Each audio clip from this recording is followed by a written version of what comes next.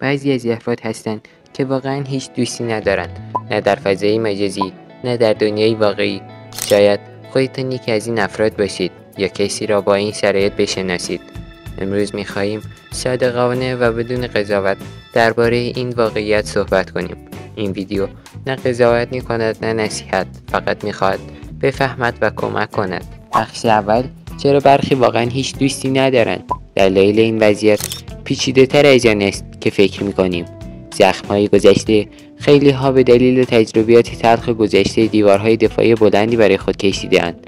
تفاوت‌های عمیق فکری: وقتی ارزش‌ها و باورهای شما با اطرافیانتان کاملا متفاوت است، ارتباط عمیق تقریبا غیر ممکن می‌شود. شرایط خاص زندگی: مهاجرت، شغل‌های خاص یا مسئولیت‌های سنگین خانوادگی می‌توانند فرد را کاملا منزوی کنند. تفاوت در علایق: تصور کنید تنها کسی باشید که به هنر، فلسفه یا علم علاقه دارید، در بین افرادی که فقط دنبال سرگرمی‌های سطحی هستند. بخش دوم: زندگی بدون دوست چگونه است؟ هیچ کس نیست که موفقیت کوچکتان را با او جشن بگیرید. هیچ کس نیست که در تصمیم گیری های مهم راهنماییتان کند. شب‌های بحرانی را باید تنهایی سپری کنید. حتی یک منتقد صادق هم ندارید که اشتباهاتتان را گوشزد کند. اما این به معنی پایان راه نیست. بخش سوم: راه‌های عملی برای تغییر.